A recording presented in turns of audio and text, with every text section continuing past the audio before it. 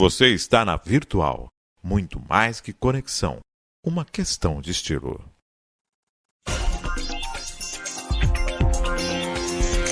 Virtual News.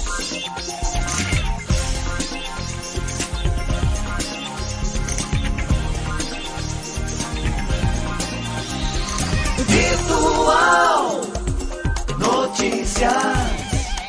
Traz a informação.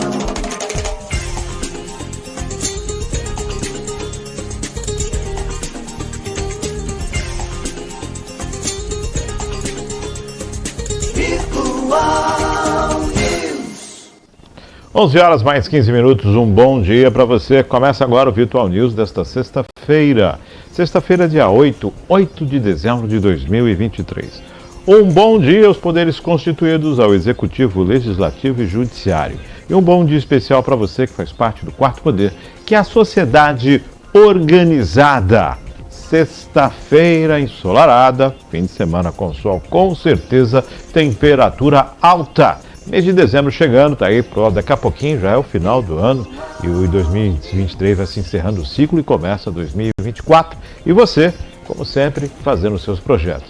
Se colocou algum em dia, já colocou para funcionar, maravilha, parabéns. Se não, ainda tem tempo. Você tem mais de 20 e poucos dias aí para estar colocando em ordem as suas promessas de ano novo e tentando colocar alguma coisa para funcionar. Quem já fez, parabéns. Quem não fez, ainda tem um tempo. Corra! 11 horas e 15 minutos. Mandar um bom dia especial para quem está fazendo aniversário nesta sexta-feira. Parabéns, tudo de bom. Deus abençoando a sua vida hoje e sempre. Feliz aniversário! Isso mesmo. Sexta-feira, sextou para muita gente e vamos conhecer a pauta do Virtual News desta sexta. Você está na Virtual. Principais notícias deste dia 8 de dezembro de 2023. Desabamento de mina na Venezuela deixa 10 mortos e 3 feridos. OEA, referendo na Venezuela para anexar território da Guiana é ilegal. Câmara criminaliza cenas de nudez criadas por inteligência artificial. Passagens aéreas, companhias e governo discutem propostas para a redução de preços. Lewandowski cotado para ministro de Lula. Senadora permanece internada. Suíça autoriza a repatriação de 80 milhões de reais bloqueados de Maluf. Maioria do STF vota para levar julgamento de político para turmas. Tá aí a pauta do Virtual News e agora vamos para as manchetes que não podemos deixar passar em branco. Para não passar em branco, Reuters. Israel diz que jornalista da Reuters, Abdallah, estava em zona de combate quando foi morto. Estadão. PT critica poder do Centrão e austericídio fiscal às vésperas de mudanças na equipe de Lula. Estadão. Congresso quer 11 bilhões de emendas para resgatar o orçamento secreto em 2024. Estadão. Moro se recusa a responder perguntas do PT e diz que a ação que pede sua cassação é castelo de cartas. R7. Israel diz que jornalista da Reuters, Abdan, estava em zona de combate quando foi morto. G1. Em 24 horas, mina afunda mais de 5,5 centímetros e 7 milímetros em Maceió e Defesa Civil mantém alerta. Jornal do Brasil. Congresso quer 11 bilhões em emendas para resgatar o orçamento secreto em 2024. Isto é, Lula mantém avaliação estável em 38% de aprovação, diz Datafolha. Câmara dos Deputados. Reforma tributária deve ser votada na semana que vem, diz relator. PF e Senado do Paraguai destroem cerca de 3.800 toneladas de maconha. O Globo, com a virada do ano, regra para se aposentar pelo INSS muda e a calculadora do Globo mostra as melhores opções. UOL Notícias. Datafolha, 40% dizem que nunca confiar nas falas de Lula e 24% afirmam sempre confiar. Broadcast, correntes do PT reclamam de falta de espaço no governo Lula e pedem ministros de esquerda. A Tribuna, servidores acusados de desviar milhões em Praia Grande são condenados. Aí são as manchetes desta sexta-feira. Sexta-feira são as manchetes que não podemos deixar passar em branco. Vamos falar agora sobre o acidente que aconteceu na Venezuela, onde uma mina acabou desabando. Vamos às informações.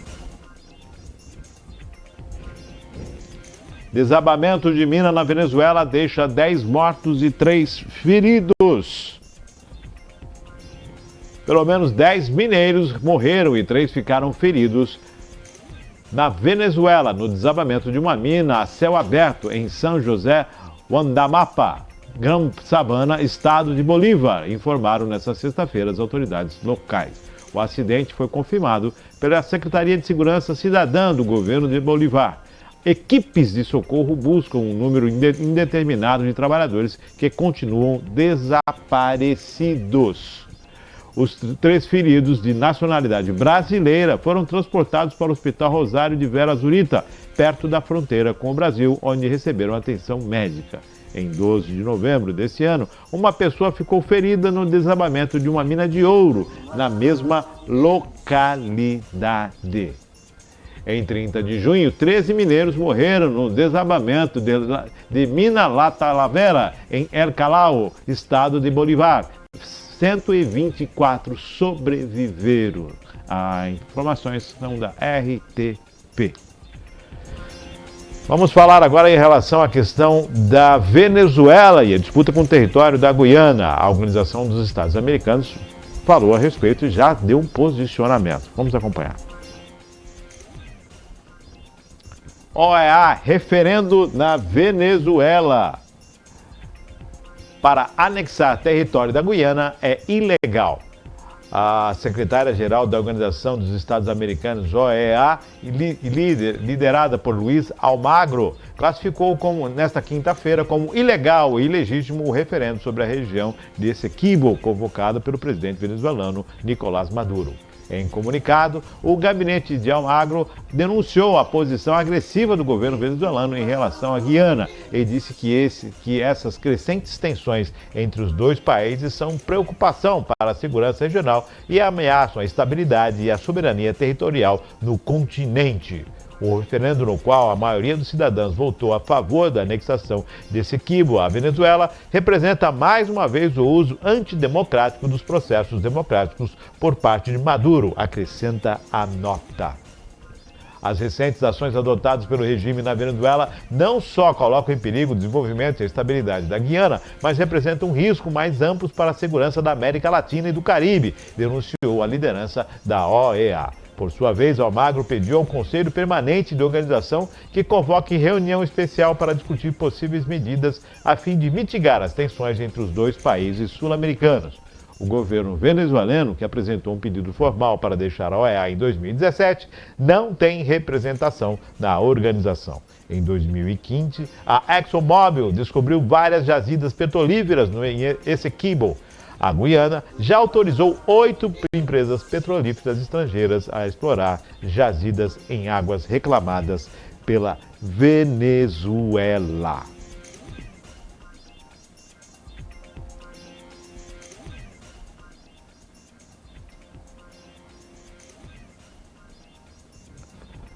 Bom, tá aí a situação que...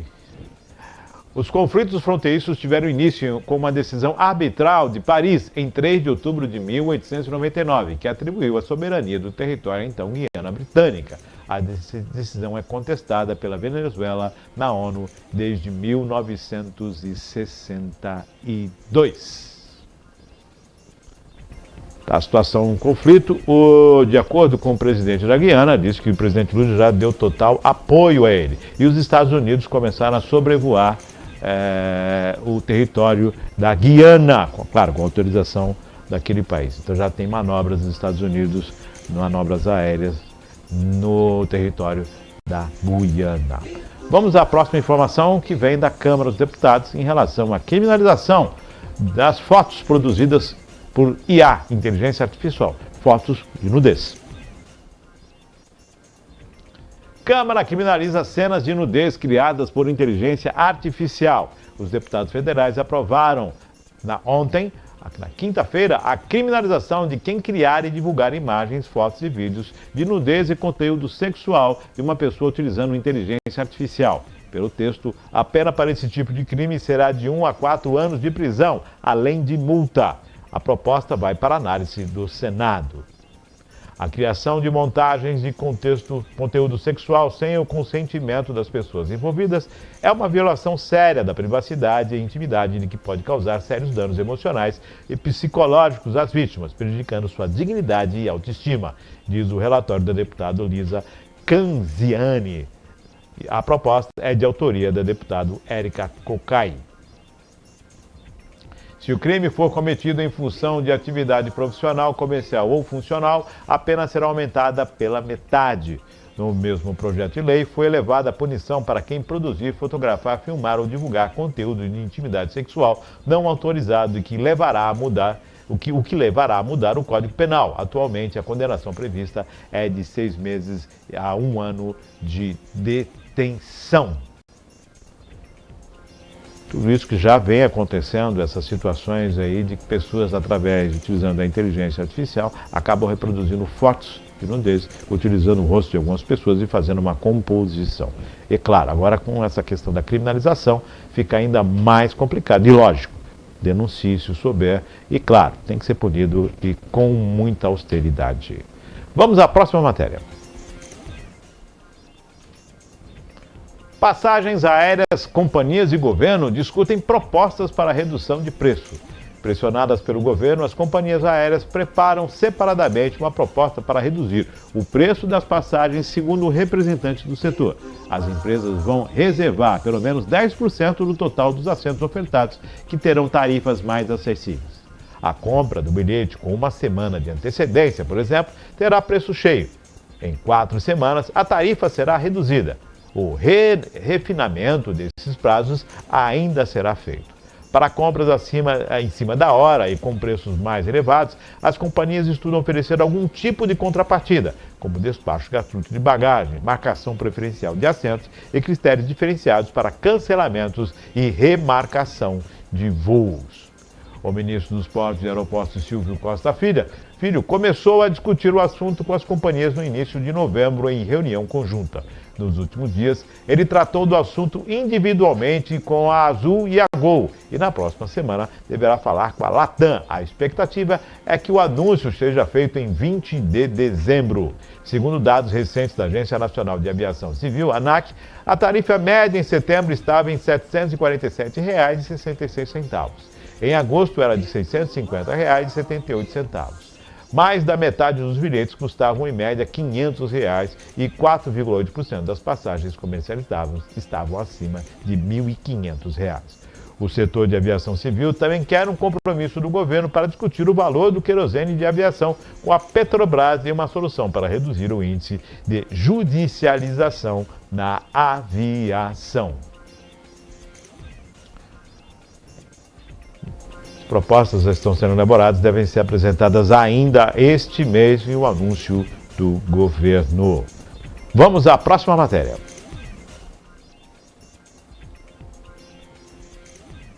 Lewandowski encostado para o ministério de Lula. Nas últimas 48 horas, Ricardo Lewandowski tornou-se o favorito dos favoritos para suceder Flávio Dino no Ministério da Justiça. Ainda que aqui e ali surjam outros nomes nas conversas entre ministros e assessores próximos de Lula, como de Simone Tebet e de Marco Aurélio de Carvalho, é quase um consenso que o ministro aposentado do STF, indicado à corte também por Lula em 2006, teria o perfil ideal para o cargo. É quase certo que o presidente Lula não dividirá o Ministério da Justiça para recriar o Ministério de Segurança Pública, e se o escolhido for mesmo Lewandowski. Um assessor do presidente, inclusive, avalia que o convite a Lewandowski poderia ser feito até segunda-feira próxima, antes, portanto, da sabatina de Dino no Senado, marcado para quarta-feira. De qualquer forma, oficialmente, nenhum nome será anunciado antes que Dino seja sabatinado. Nos últimos dias, Lewandowski tem seguido o protocolo. Repete que não foi nem convidado, o que de fato não foi, e nem soldado, o que não é fato. Com quem conversou sobre o tema, a possibilidade de acertar foi rechaçada. Então, o ex-ministro do Supremo aposentado Ricardo Lewandowski fazendo, ali o contraponto, fazendo o jogo político e, de repente, se tornando o próximo ministro da Justiça, dependendo da sabatina de Dino. Lembrando que Dino é senador eleito, e está no Ministério da Justiça. Se for sabatinado e não for aprovado pelo Congresso, Dino retorna à pasta. Se isso acontecer, fica desprestigiado e provavelmente deve retornar ao Senado. Bom, mas vamos aguardar, que ele já tinha conseguido mais da metade dos votos dos senadores para a sua aprovação. Lembrando que está enfrentando mais dificuldades do que a indicação de Zanin. Vamos à próxima matéria.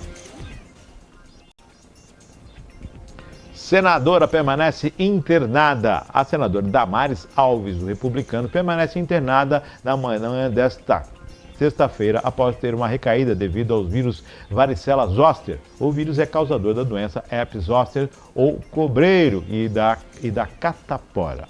Damares deu entrada ontem no hospital do Distrito Federal Star, em Brasília, com paralisia facial.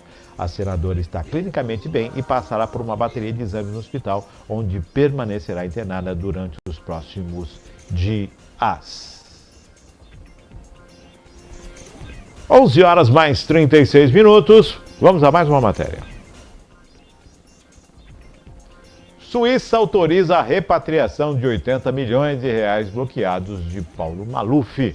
A Advocacia Geral da União, a AGU, informou ontem, quinta-feira, dia 7, que o Tribunal Penal Federal da Suíça autorizou a repatriação para o Brasil de cerca de 80 milhões de reais, ou 16,3 milhões de dólares, que estavam bloqueados em conta do ex-deputado federal Paulo Maluf.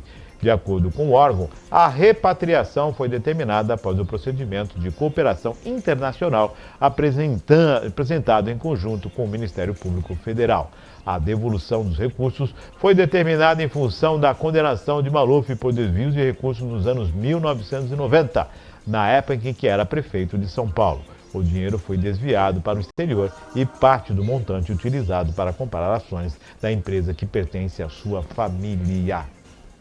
Na avaliação da Advocacia da União, na avaliação da advogada da União, Sara Lopes, a autorização para a repatriação dos valores representa uma vitória para o combate à corrupção. O apoio que prestamos à PGR mostra a importância do trabalho conjunto dos órgãos competentes de Estado para atuação em foro estrangeiro no combate a crimes financeiros, comentou. Segundo a AGU, o processo de repatriação ainda está em andamento e a quantia segue bloqueada até o fim da tramitação. Em 2017, Maluf foi condenado pelo STF a 10 anos e 6 meses de prisão por lavagem de dinheiro. Ele tem 92 anos e está em liberdade por ter cumprido mais de um terço da pena e preenchido os requisitos legais para ser beneficiado pelo indulto natalino. Dinheiro voltando, mas de acordo com a máxima do país, nem sempre, quando se tem dinheiro, devolução de valores da corrupção, nem sempre se tem corrupção. Ao menos é assim que se fala em relação à Lava Jato. O dinheiro voltou, mas crimes parece que não aconteceram. De repente, no caso do Maluf, é a mesma coisa. 11h38, vamos à próxima matéria. Maioria do STF vota para levar julgamento de políticos para turmas. A maioria dos ministros do Supremo Tribunal Federal, o STF, votou ontem, quinta-feira, dia 7, para transferir o julgamento de ações penais e inquéritos contra parlamentares para 2 turmas da Corte. Com o entendimento, os processos criminais contra o presidente da República, o vice-presidente, deputados, senadores e ministros do Estado deixarão de ser julgados pelo plenário do Supremo. A alteração do regime interno do Supremo para permitir a mudança é avaliada em sessão administrativa virtual da Corte, que será finalizada na noite de hoje, sexta-feira. De acordo com a proposta de alteração feita pelo presidente da STF, ministro Roberto Barroso, a transferência dos julgamentos para as duas turmas do tribunal permitirá acelerar a análise de processos, incluindo as ações penais envolvendo os atos golpistas de 8 de janeiro. Episódios de graves ataques às instituições e à democracia que culminaram a invasão e depredação das sedes dos três poderes da República no dia 8 de janeiro de 2023 trouxeram de volta ao tribunal o panorama de excesso de processos e de possível lentidão na sua tramitação e julgamento, justificou o presidente. O entendimento favorável à mudança foi seguido pelos ministros Edson Fachin, Dias Toffoli, Gilmar Mendes, Cristiano Zanin e Alexandre de Moraes, e faltam os votos de 4 ministros. Além do plenário, o STF é composto por 2 turmas formadas por 5 ministros cada uma. O presidente da Corte não participa dos colegiados. Bom, a gente não sabe se tem alguma ligação, mas depois de que o preso em 8 de janeiro veio a falecer após vários pedidos de liberdade, devido à sua condição de saúde, de repente 7 foram libertados e agora o STF dá mais celeridade nos julgamentos. Nós não sabemos se tem alguma coisa, se tem alguma ligação, mas que está muito próximo, 11 horas mais 40 minutos, temos mais matéria. Estamos encerrando aqui o Virtual News desta sexta-feira, desejando para você um fim de semana espetacular, muito sol, família e, claro, você aproveitando da melhor forma possível. Temos dicas? Acho que temos dicas aqui. Lembrando que daqui a pouquinho o Virtual News, os cortes estão à disposição para você e, claro, tanto no site quanto nas redes sociais e no canal do YouTube. Nós vamos encerrando a programação do Virtual News neste ano, nesta temporada de 2023. Você vai continuar recebendo os nossos drops diários com as informações, é claro. E mais o Virtual News deste formato se encerra nesta sexta-feira e, claro, agradecendo sempre a todos os nossos convidados, sempre a todos aqueles que participam conosco, nossos comentaristas, que logicamente vocês vão ter notícias a respeito deles durante toda essa programação de fim de ano, uma programação diferenciada para você a partir de segunda-feira, com novidades a partir de janeiro também. Tem mudanças na virtual para você. Maria Clara, temos dicas de final de semana? Sim, tem um filme bem levinho, né, nos cinemas, que é o Wonka. Também na Netflix tem uma coisa bem legal, tem uma aba só com filmes de Natal. Então, todos os filmes que a Netflix tem no catálogo dela, e você pode encontrar lá de forma muito fácil para maratonar e já entrar no clima. E acredito que seja isso. O Wonka nos cinemas, Jogos Vorazes, as Marvels, Napoleão também, tem bastante coisa legal. Então, tem muita coisa para você curtir, além da programação, sol, praia, campo, piscina, passeio, o que você quiser fazer. Ou então ficar em casa de frente para a telinha. É o que você achar melhor para você e, claro, aproveitar da melhor forma possível. Agradecendo a Maria Clara, agradecendo a sua audiência. Excelente sexta-feira. Fique com Deus e aguarde os drops do Virtual News a partir de segunda-feira. E até a nossa volta. Grande abraço.